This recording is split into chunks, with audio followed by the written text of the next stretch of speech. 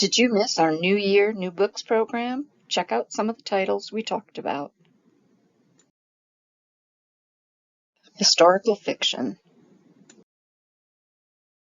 This is Frankie by Graham Norton. You might be familiar with Graham Norton from his talk show in the UK, but he's also well known as an author. Frankie follows an older woman who forms a friendship with a young caretaker who visits her after she's injured in a fall. She tells him about her life, spanning from rigid Ireland of the 1950s to a glamorous London of the 1960s and to New York City amongst the AIDS epidemic. What amazed me is that while Norton excels on television because of his ease and familiarity with celebrities, but in this book, he makes an ordinary life extraordinary. A Tempest of Desire is the latest from Lorraine Heath, and Lorraine Heath is a big heavy hitter in the world of historical romance, and she loves a wild premise, and this is no different. So here we have two different people who are running from some pretty difficult circumstances. We have Viscount Langdon, who's running from his troubling cognitive issues that he's having from experiencing and witnessing a really tragic train accident. And then we have Marlowe, who's the most infamous courtesan in all of London. And she's also an aeronaut, so she's gone away in her hot air balloon to get away from the ending of a very important relationship to her. But when she crashes, she lands at Langdon's coastal estate, and the two already know each other. So there's some secret backstory there that unfolds over the story. But a connection, and a forbidden one at that, begins to develop between the two. It has both a Kirkus star and a Publishers Weekly starred review, and it's an emotional, outlandish, and sincere historical romance. The Stolen Queen by Fiona Davis. She's best known for her historical fiction featuring famous buildings in New York City, such as the Address and the Lions of Fifth Avenue. I was hesitant to try this because I thought it might be too similar to her other books, but I'm glad I gave it a try. This features a dual story in New York and Egypt.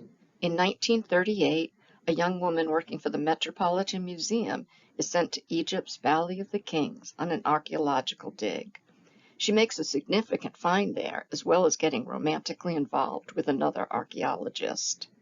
Then, in 1978, a young woman is hired at the Met to assist Vogue fashion editor Diana Vreeland get ready for the Egyptian-themed Met Gala, and these two stories intersect. Davis always does lots of research, and these two periods, really three, come alive. You're fully immersed in ancient Egypt, Egypt of the 1930s, and New York of the 1970s. There's so much to mull over about who should own and protect relics, and how our attitudes have or have not changed in the 30s, the 1970s, and today. Rules for Ruin by Mimi Matthews starts a new Crinoline Academy series for the author, who's known for low heat but high emotional connections in her romance. And this series centers on a school that's inclined to teach girls how to be autonomous in a world that's set against them. Gabriel Royce is a betting shop owner, and Effie Fleet is a spy for the Academy, and they both need something from the same man, the elusive Lord Compton. He needs financial aid in his plans to renovate the slums, and she needs enough dirt on him to ruin him as revenge for her former teacher. And the two keep coming together in their respective schemes to get what they need from this man at balls and dinners, and they grow a connection together that's more than just their political machinations. It has a touch of mystery with a page-turning plot and a strong emotional connection. I highly recommend the start to this new series. And now for some nonfiction. The JFK Conspiracy, The Secret Plot to Kill Kennedy and Why It Failed by Brad Meltzer and Josh Mensch is the third book the co-authors have written on attempted assassinations, and this one reads like a thriller. The story takes us into a December 11, 1960 assassination conspiracy by a man named Richard Pavlik that ultimately failed. The book alternates between chapters exploring Kennedy's rise in his personal life with chapters on Richard Pavlik. If you are into political intrigue and the continuing conspiracy theories surrounding the Kennedy assassination, this is a great choice for you. Folks who enjoy Brad Meltzer's other works will love this. And as a further bonus, Scott Brick is the narrator for the audio version. In Four Red Sweaters, Powerful True Stories of Women in the Holocaust by Lucy Adlington, the author uses a single object, a red sweater, as a symbol. The red sweater is a symbol of hope, resilience, and identity. Two of the sweaters still survive in Holocaust museums today. Adlington looks at the lives of four women, each connected by the thread of their own red sweater. Four Red Sweaters is about the resilience of women in the most horrific of circumstances. It also explores themes of memory, identity, and most importantly, the way in which a seemingly ordinary object, a red sweater, carries such extraordinary significance. This book is for people interested in Holocaust history, women's history, and stories of resilience. If you have read and enjoyed Adlington's book, The Dressmakers of Auschwitz, or Heather Morris's The Tattooist of Auschwitz, this book will help you connect with history in a very personal way.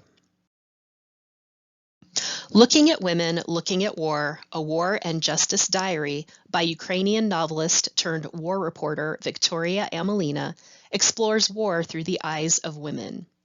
She turned from writing literary novels to war reporting and researched war crimes for Truth Hounds, a Ukrainian organization. She interviewed witnesses and survivors in the midst of a war that is still going on today. We learn in Margaret Atwood's foreword that Victoria Amelina was killed at a restaurant by an explosion in June of 2023, along with other writers, leaving her book unfinished. In this compilation, her authors reassemble her writing, along with fragments of writing and documentation of what has been rearranged. The overall work provides insight into the war in Ukraine and is very poignant in that the author was killed in this conflict, which she was in the process of documenting. For some horror, science fiction, and fantasy. Our first selection in this category is a horror from Virginia Fado. Victorian Psycho was optioned pre-publication to become a major motion picture. Oprah selected this book as one of the 25 most anticipated books of 2025. From the author of Mrs. March, this story is set in Grimwald's England, where we meet governess Winifred Noddy. She's been hired at Ensor House to tutor the children, Drusilla and Andrew Pounds. She'll read bedtime stories, teach them manners, and only occasionally will she joke about eating children. But the days are long, and Winifred can only do so much needlework, tutoring, and wandering the property. In the meantime, Mr. Pounds has taken a liking to Winifred and often stares at her longingly. Mrs. Pounds enjoys punishing Winifred, as she knows exactly what her husband is up to. Winifred cannot stand these entitled Pounds children, and she wants to teach them real lessons. She'd prefer to use violence, you see, much like in her past. Alas, Christmas is coming, and Winifred has some very special plans. She has gifts for the family at Ensor House. Buckle up for the wit in this read as well as a shocking conclusion. In Victorian Psycho, you're about to meet the chilling mind of an iconic new literary psychopath. Death of the Author by Nnedi Okorafor is both science fiction and literary fiction. Okorafor is best known for her African futurism fantasy novels, but she moves into literary fiction here. The main character is Zulu, a young Nigerian-American woman who lives with her demanding family and is confined to a wheelchair after a childhood accident. She's lost her job, been released by a literary agency, and the literary book she spent years researching and honing every word has been rejected by publishers. Frustrated, she decides to write just whatever she wants and comes up with a wild science fiction manuscript called Rusted Robots, about robots who are left running the world when humankind is almost extinct. That book becomes a major bestseller and a viral sensation. This is a book within a book, so we get to read the Rusted Robots manuscript as well. I was really torn about which book I liked better, Zilu's contemporary story or the robot's futuristic story. Do you want to read a book about the moon actually turning to cheese? You do if John Scalzi wrote it. One day, people find the moon rocks in museums and at NASA are actually blocks of cheese, and the moon appears different to scientists as well. It's really cheese. But this book is really about how people react to that news. Is this fake news? Do you trust science? It's the perfect topic to take on because there's no existing opinions. No one's going to be offended. No political party, no country, no religion has a stand on this.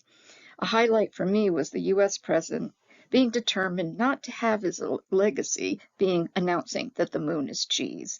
But every other country is waiting on the United States. We're still world leaders in science and space exploration. And it's up to the president to make the announcement. A politician's worst nightmare. Just have some fun and enjoy When the Moon Hits Your Eye by John Scalzi. Water Moon by Samantha Sato Yambo is a cozy fantasy by a Filipino author. In Tokyo, a young woman works with her father in a pawn shop, P-A-W-N, not pornography, that is on the border between two worlds, the real Tokyo and a magical place. The pawn shop is a place to go when you want to pawn your regrets. No one else can see it. One day, the shop is broken into, ransacked, an important relic is stolen, and the girl's father is missing. Just then, a man comes into the shop, mistaking it for a ramen place. He just wants to get some noodles, but he gets caught up in this world where time can be folded like origami, and dropping you into water can transport you into different places. Firebird is going to be great for readers of Fourth Wing's latest, and so if you've been waiting for Onyx Storm, you're going to want to follow it up with this come April. And it comes from seasoned writer Juliet Cross, who's no stranger to the romantasy genre. Firebird takes place in a reimagined Roman Empire, and there are dragons, political conspiracies, and dark magical dealings. Melina is an empath, and she has the power to not only perceive other people's emotional states, but manipulate them. And that's come in really handy for her in a tough life of war, grief, and loss. Julian is the most powerful dragon shifter in all of Rome, and he's embroiled in a plot to kill Caesar and his own uncle to restore justice to the land. He captures her and saves her from a certain perilous death, and the two become caught up in a political game of cat and mouse. It gripped me from the start, and it has an easy to understand but super compelling magical system. It's great for newbies and longtime fans of the genre. And now for some mystery and thrillers. First up in this category is a thriller from Hannah Deitch. Killer Potential has been dubbed a modern-day Thelma and Louise for fans of The Guest and My Sister the Serial Killer. Evie Gordon always believed she was destined for greatness. However, upon graduating from a prestigious university, she finds herself overwhelmed by debt and gains employment as an SAT tutor for the affluent families of Los Angeles. Her life takes a dramatic turn one Sunday when she arrives for what she thinks is a regular tutoring session at the Victor's opulent Beverly Hills home. She discovers the gruesome scene of the parents' murdered bodies, and she also finds a woman pleading for help within a closet. As Evie attempts to rescue her, they are seen, and they transition from innocent bystanders to suspects and ultimately to fugitives. Evie finds herself alongside this woman, and this woman won't speak. How will their relationship take shape? Their journey takes them across the U.S. as shocking revelations in the case captivate the nation and the media sensationalizes Evie. They label her the new Charles Manson as her face is shown in every publication and on TV. Evie, you see, has finally found her place in the spotlight. Killer Potential is a debut with the gripping pace of a thriller that tackles themes about our faith in the allure of social advancement and how the narratives we embrace about our potential can influence our life paths. Fun fact, the author herself is a former SAT tutor. On February 11th, get ready from the latest from Marie Benedict, The Queens of Crime. This one will be a big hit for book clubs. It's 1930s London. Tired of being treated like second-class citizens by their male counterparts in the illustrious Detection Club, the 5 best female crime authors have united to form a secret society.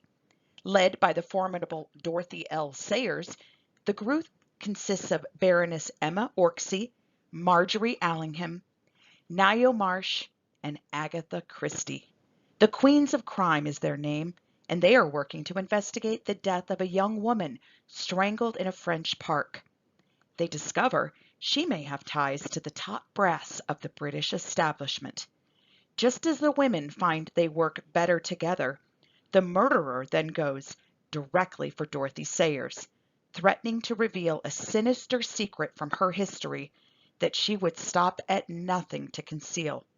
As she unravels a mystery ripped from the pages of her own novels, New York Times bestselling author Marie Benedict has done it again. Queens of Crime is inspired by a true story in Sayers' own life and highlights the extent to which these 5 talented writers would go in order to be regarded seriously as writers. I thoroughly enjoyed this latest from Marie Benedict. I found myself imagining the experience of working alongside these 5 amazing women to solve this mystery. Famous Last Words by Gillian McAllister is a thriller featuring a couple in England who just had their first child.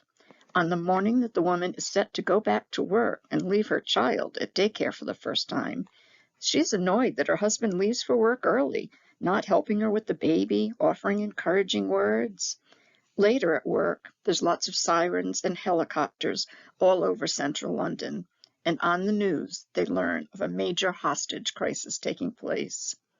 Then the police show up and tell Camilla that her husband is not one of the hostage. He's the one holding everyone hostage. Years go by, and Camilla is still convinced that her husband is not guilty and might still be alive, perhaps because of his famous last words. Now, let's hear about some more nonfiction.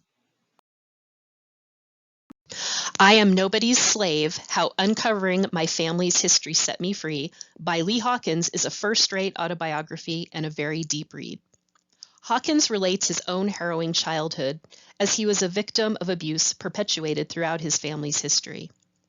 Hawkins shows how generational trauma from enslavement and from Jim Crow apartheid influenced every generation in his family. As an adult, 30 years after the end of his childhood, Hawkins delved into his family's history. He discovered that every generation of his family since slavery experienced violent deaths. Hawkins looks at how racism triggered childhood trauma and how stress and anxiety shortened his ancestors' lives. He looks at genetics and historical data to build this history. At its heart, I Am Nobody's Slave is about liberation. Hawkins explores themes of identity, generational trauma, and the importance of claiming history. He challenges readers to confront the lingering effects of slavery while also inspiring hope for healing and change.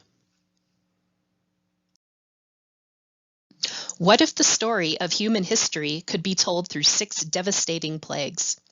In A History of the World in 6 Plagues, author Edna Bonhomme looks at how disease has shaped our societies, politics, and identity.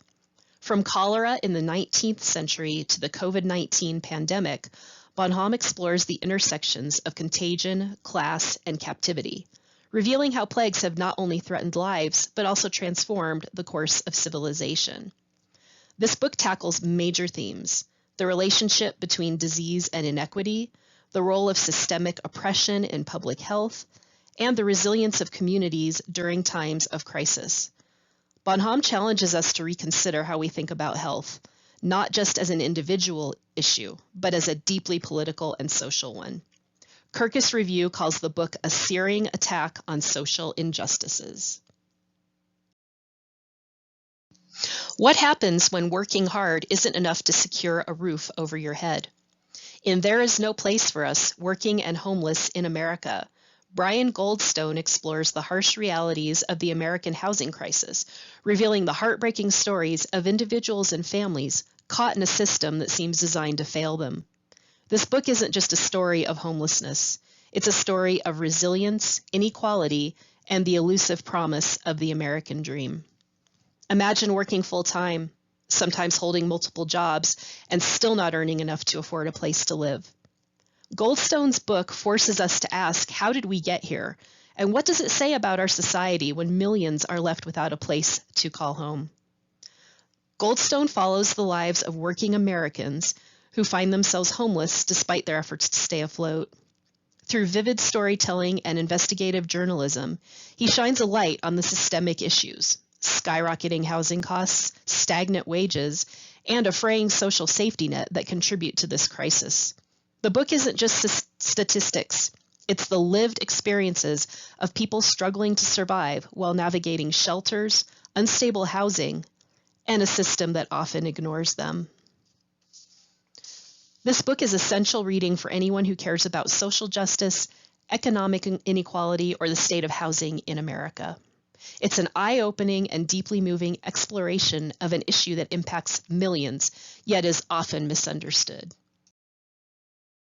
Now it's time for some romance books.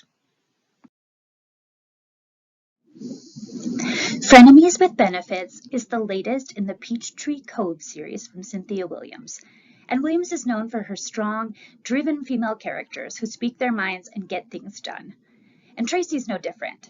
But her bed and breakfast is on the rise, and her reputation certainly isn't, after a tawdry affair that led to a messy divorce, and it's certainly propelling the small town rumor mill. Brian always seems to be around during her most embarrassing moments, and the two knew each other in high school and has just continued since then. But now he owns the local arbor nursery, and he's helping her with her weddings that she runs at the inn.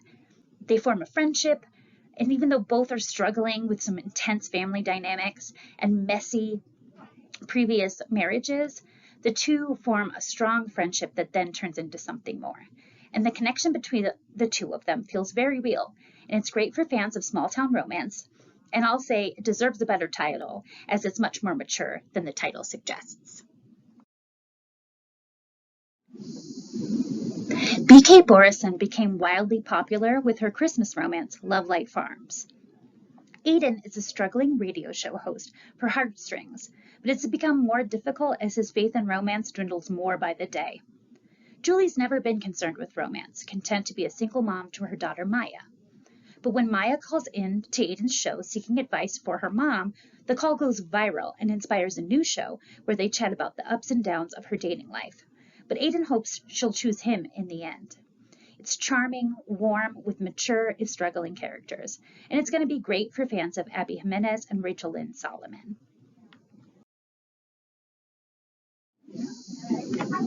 Swept Away is a new venture for rom-com writer of the Flat Share. Lexi and Zeke face harrowing circumstances when they become lost at sea after a houseboat mix-up. They both think that the houseboat is theirs, and they fail to secure it to the dock after a wild night out. For Lexi, it was supposed to be a rare night of fun, as she's used to helping raise her best friend's daughter, and getting back to her is all she can think about when she's stuck on a rogue houseboat with a stranger. Zeke took on the boat, the Merry Dormouse, after the loss of his father, and the boat meant a lot to the father, who was elusive, and he often felt like he didn't fit in with his own family. But the logbooks on board reveal even more questions and some surprising answers. The two must survive at sea with limited supplies and limited knowledge of sea navigation. They also adopt a seagull named Eugene, who becomes a third character. It's propulsive and super dramatic, with her signature sense of humor. We'll finish up with some literary and contemporary novels. If you're like me, there are a few authors that when they publish a new title, you know it's a must-read. Lisa Genova is one of those authors for me. Her latest is More or Less Maddie. Maddie Banks is a typical New York University freshman, and she's under a lot of stress. It's common, you see, to feel overburdened by coursework, tests, managing city life, and a recent breakup. She's always felt different from her picture-perfect Connecticut family, and that doesn't help. After seeking some professional help, Maddie begins taking an antidepressant. She was experiencing debilitating depression. She starts off feeling fantastic, dazzling actually, and then plunges into a crazy, dangerous manic episode that leads to a bipolar illness diagnosis. Maddie will need to learn how to balance being both too much and not enough as she navigates the complicated impact bipolar has on her identity, relationships, and life goals as she tries to make her way in this new reality. Harvard-trained neurologist and New York Times bestselling author Lisa Genova has written another incredible, poignant book that humanizes and makes complex mental health concerns approachable with her trademark deep empathy and insight. Booklist says Genova paints a realistic and often painful picture of the toll mental illness takes on both the affected person and loved ones, making for a visceral, harrowing, and undeniably powerful read. A 40-Year Kiss is the latest from Nicholas Butler, who's known for his quiet yet evocative novels about masculinity and working-class small-town culture in Wisconsin. With his books Shotgun Love Songs and The Hearts of Men, this is a great addition to his body of work. It's a literary love story about the reunion of Charlie and Viv, who were married for 3 short years 20 years ago. Charlie returns to town and they meet back up, but they're facing very different circumstances. Viv's trying to make ends meet for her daughter and her child, and Charlie's made a good deal of money from some very smart tech investments, but after 2 failed marriages, he feels lonely and lost. The story is told in both perspectives in 2 timelines. The before shows us the struggles that broke them apart, and the present shows us their joy and hesitation in their new connection. It's a moving story of regret, redemption, and how we and the people we love both change and don't. We Do Not Part is the latest novel by South Korean author Han Kang, who is also the winner of the 2024 Nobel Prize for Literature. The novel takes us on a journey through memory, love, and loss. It explores what it means to grieve and to still stay connected to those we have lost. If you've ever felt the presence of someone you've lost, this is the book for you. The author delves deep into these connections via several interwoven stories that explore how people experience loss in memory and how the people we have lost live on in our hearts and our minds. She doesn't present grief as something to get over, but rather as something transformative. This book is about connections, how we connect with people who are no longer with us. It is about the beauty of memory and the rawness of grief. Han Kang does not shy away from the complexities of mourning and grief. This book will stay with you and remind you that loss is inevitable, but memory endures. Broken Country is by Claire Leslie Hall, an author from the UK. This is her US debut. A love triangle unearths dangerous, deadly secrets from the past in this story. Great for those who loved Where the Crawdads Sing or The Paper Palace. Beth and her sweet husband Frank are living a happy life together, but their relationship hinges on keeping the past hidden. Everything changes when Beth's brother-in-law accidentally shoots a dog that was chasing their sheep. Little does Beth know that gunshot will turn their lives upside down. The dog belonged to Gabriel Wolf, the guy Beth had a crush on back in her teenage years, the one who shattered her heart long ago. Now Gabriel is back in town with his young son Leo, who looks strikingly like Beth's own son, who tragically passed away. As Beth finds herself drawn back into Gabriel's world, tensions in the community start to rise, and old secrets and rivalries bubble to the surface. All this leads to dangerous outcomes. Beth must confront a tough decision, between the person she used to be and the woman she's grown into. Broken Country is a sweeping love story, packed with the thrills and twists of a suspenseful tale. It explores deep passion, tough choices, and explosive results, all while weaving between the past and present to uncover the lasting impact of first love. I predict this one will be another one perfect for book clubs. So much going on and to discuss. This is a love story by Jessica Soffer, is out February 4th. Library Journal calls this a New York love story at its finest. For 50 years, Abe and Jane have made their way to Central Park, starting as starry-eyed young lovers, then navigating the ups and downs of parenthood, all while celebrating their artistic journeys. They have found solace in the park, sometimes while needing space for one another, and other times while coming together for important talks. The park has been a silent witness to their love story for half a century. But now, things have changed. Jane is facing the end of her life, and Abe reflects on their shared experiences to keep their spirits alive. The joyful moments of that courtship, their early marriage, their creative paths, and those tougher truths that they often avoided, like that ambitious student of Abe's who sought her very own love story, and their son Max, who felt like his mother prioritized her art over being a parent, leading him to shy away from love and closeness. Through various perspectives, including conversations with Central Park itself, these voices intertwine to create a complex and essential portrayal of love. This is a Love Story is a heartfelt tribute to New York City, romance, and the pain of loss. It beautifully and grippingly reveals profound insights about life and marriage through luminous writing, showcasing love that persists despite life's challenges, or maybe because of them. Wild Dock Shore by Charlotte McConaughey, who's best known as the author of Migrations and Once There Were Wolves, and she returns to climate crisis as the basis of her book. In 2017, the global seed bank in Svalbard in the Arctic Circle flooded due to some melting of the permafrost. This is a fictional recreation of that type of event. It's set on an island between Antarctica and Australia, and the ice encasing the seed bank there is melting. Dominic and his 3 children live on the island as caretakers and are tasked with packing up seeds to transport to a new location. When a woman washes up from a shipwreck, they wonder, who is she? Why was she coming to the island? And the woman wonders, why have all the radios been destroyed? Why is there a new grave on the island?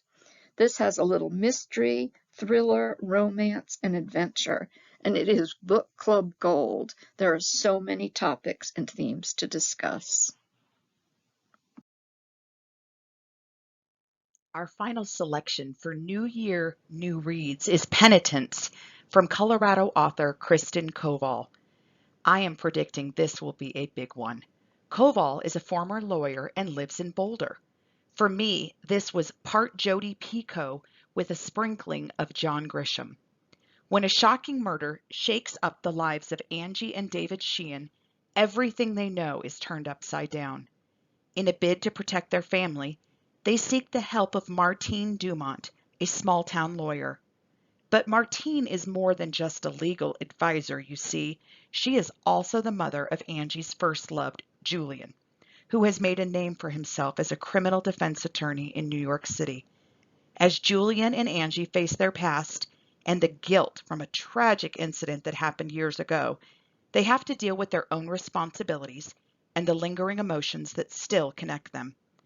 Covering a span of decades from the snowy slopes of rural Colorado to the bustling streets of New York City before 9/11 and back.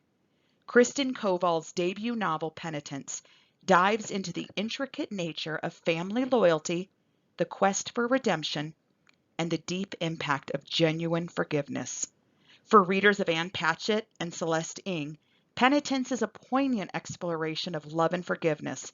It is a suspenseful, addictive page-turner, and it compels readers to consider whether the worst thing we have ever done is all that defines us. Publishers Weekly says Koval maintains the pacing of a thriller while going deep on themes of guilt, forgiveness, and the toll of keeping secrets. Readers won't be able to look away. Thank you for listening, and we hope you enjoy some of the titles we've talked about.